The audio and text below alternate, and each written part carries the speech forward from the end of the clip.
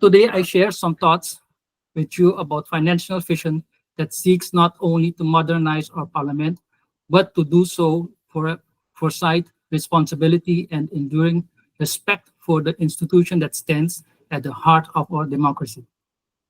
Parliament is more than a building. It's a living symbol of our collective will, our governance, and the aspirations of the people we serve.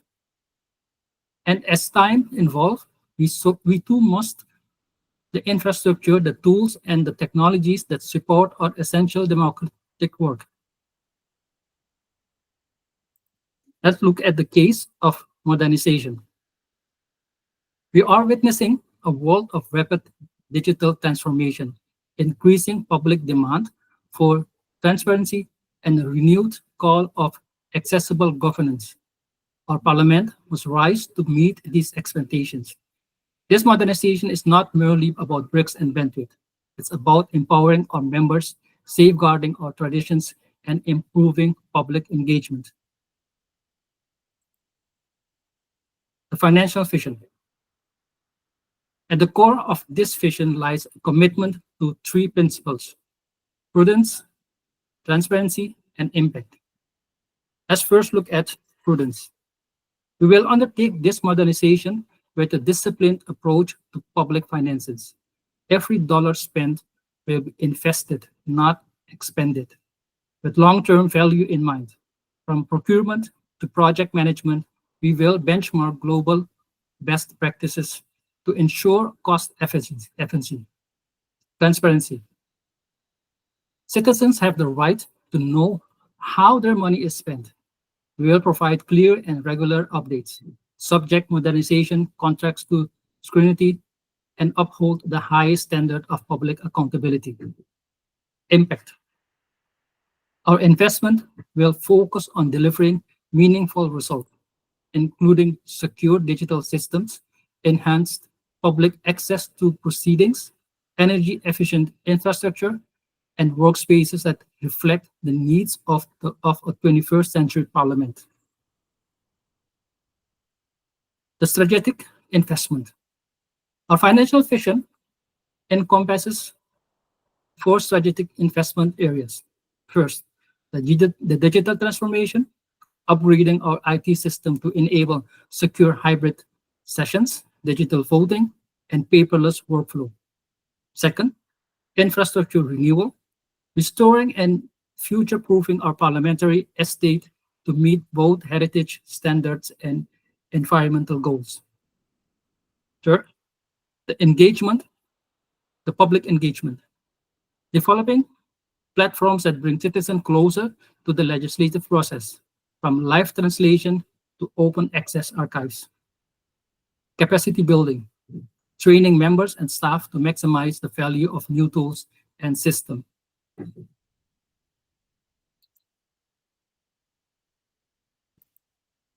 Partnership with the people. Modernization is not the responsibility of governance alone. It's a shared undertaking. We will engage civil society, draw on the expertise of private sector, and consult widely to ensure our financial strategy reflects both ambition and inclusivity. Some closing thoughts. The modernization is not an expense. It's an investment in the very machinery of democracy. It's how we ensure that this house, this parliament, remains not just a historic landmark, but a living institution worthy of the people it serves. Let us move forward with clarity, responsibility, and an unwavering commitment to a better future for our parliament and our democracy.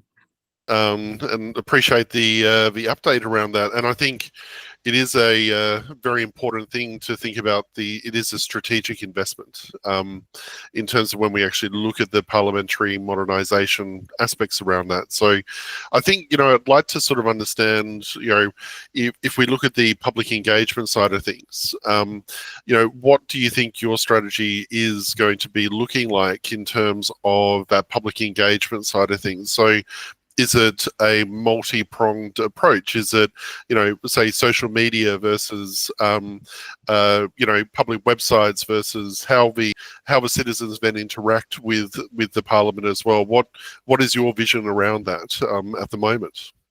Yeah, for now, we have developed different kind of possibilities for public engagement. One of them is visiting the Parliament from the public bench.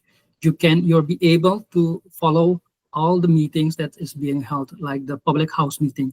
You are able to sit there and follow up what's happening. And so for finding like legislative documents, you can go on the website, and that's available there. And the website is not restricted, like you cannot find something. And if you cannot find something you're seeking for, you can always call our library and ask for specific information, specific documents, specific laws that is available for the publics and so on. But also you have the opportunity for our meetings that is being streamed live on Facebook, on YouTube. You can follow everything there.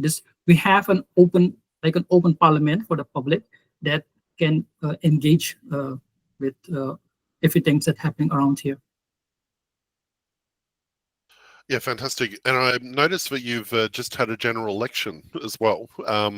And so I'm curious to know, with your sort of change, like there were changes to members, etc. What were their expectations, in terms of coming into a Parliament, especially new members? I think what we've found, especially with new members coming into parliaments after a general election, they're wanting to see more about digitization. They're wanting to see more about sort of innovation in terms of to help them understand, how they can better serve the community as well.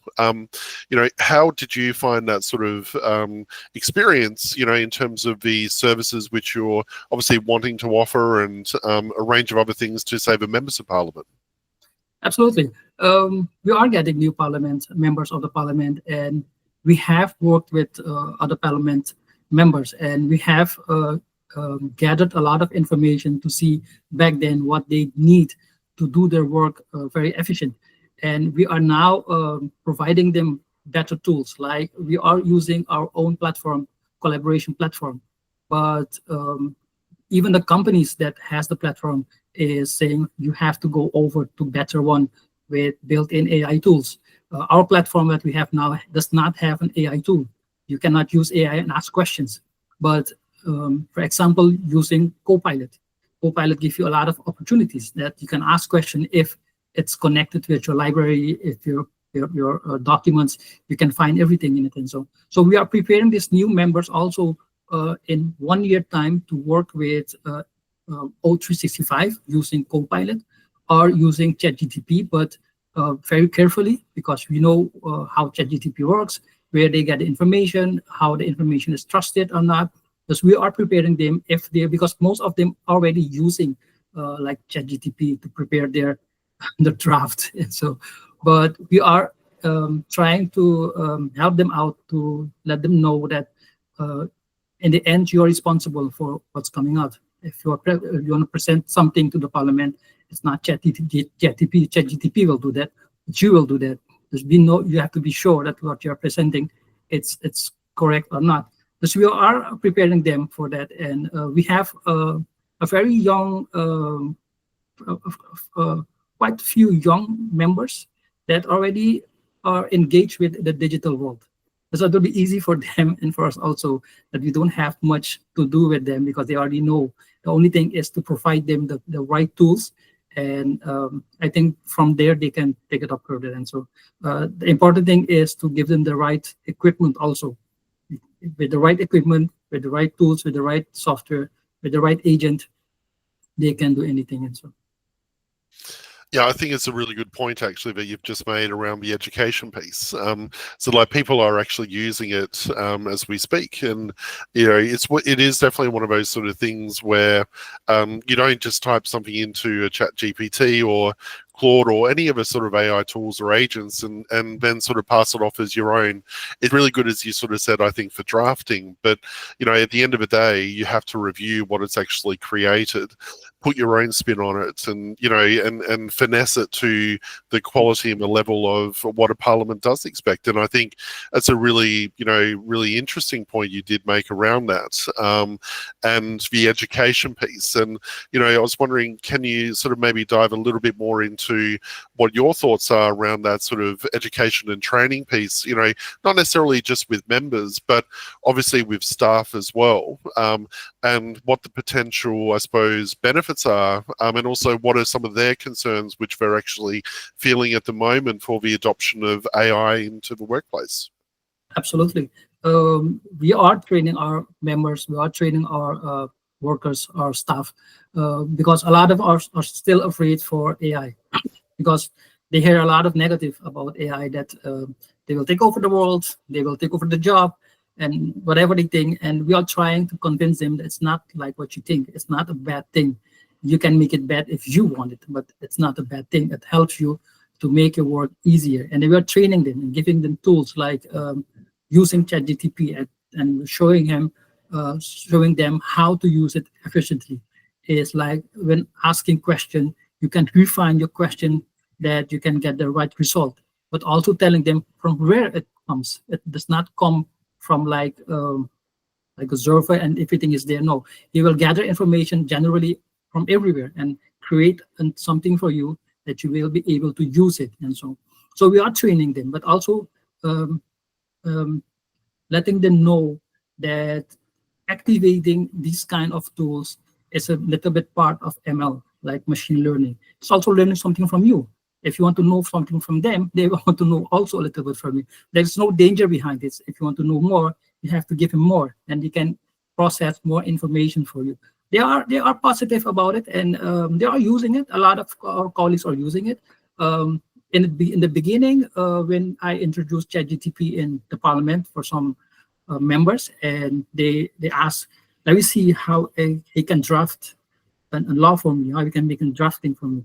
And he said, okay, just tell him, give him the question, draft this for me, or do that for me. And based on our standard format, the AI tool draft and legislative and law for them. And they was just very curious, like, oh, how is that possible? And because we are talking about over Parliament. Our documents are out there. People can engage with it. People can read it.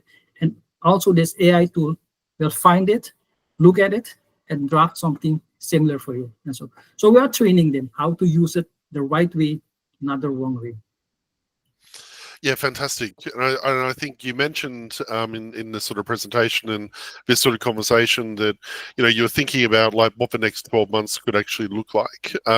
So if you were to pick, say, 5 use cases or a couple of use cases that is of real interest to you, even from a digitalization point of view, as you sort of were saying, and that financial sort of foundations, etc., what would be your top priorities in terms of what Suriname is actually really going to be investing in terms of what you see the biggest wins for you will be? So we have the whole country of everyone is talking about our oil and gas process, and so it's also on summit shortly. And so, but when it comes to financing or getting funds to finance our projects, and so we have to be transparent. And one thing is as much inform the public what is going on, because it's easily that the public will say we are using the money the wrong way, and you are trying to inform them like we are having this now. You are able to do on a different kind of how you call it, tenders. We provide tenders, and so we are not collecting some companies to take part of in delivering something. And so just when it comes to financing or modernization of the Parliament, we are attracting companies, talk with them and ask them options what they have for us, what we can do, and how we can find financing for them. And so that's why in my presentation, I also talk about that engaging public sectors to have part in working with us, because as Parliament, you investing in like buying your own AI tool, it costs you a lot.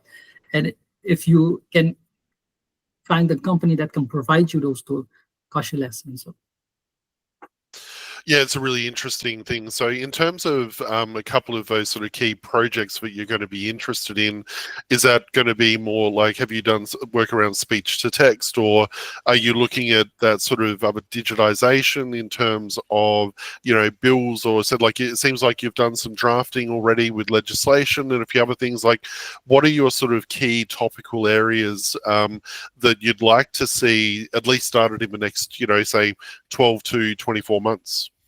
yeah, we are working now on transcribing, is making available the public meetings can be available right away in transcript, and you can get it right away, not waiting 3-4 months before. It's for now, it's like waiting 3-4 months. Our colleagues are sitting with headsets and typing everything what they hear, and so. But now we are working towards transcription software. And I had some talks back then with some companies, I think you also know, and we are working towards, because this thing has to put on the budget of the state budget to finance it. And so those thoughts already are outside. And so also looking towards of digital voting, is how to use digital voting instead of raising hands of whatever. And so, because those equipments are there, but not being used yet, because it's not by law that digital voting is something that they will recognize. Yeah, that's actually an interesting point, isn't it? I think I've spoken to a few different parliaments where they're trying to implement digital voting, and you know, there are sort of complications in terms of updating their rules, etc. And also, I think the rules about adoption of AI as well, in terms of, you know, keeping that overall transparency really at that sort of forefront is really important from a public engagement point of view as well. So, you know, I think, you know, it's definitely you know, of interest in terms of how that's all very much, you know, kept in a very transparent way, you know, from a reporting and public sort of presentation point of view. So no, I think you know, it sounds like you've definitely invested, you know, since I think I saw you about a year ago, and it looks very, very exciting in terms of what your potential future actually looks like, which is very exciting.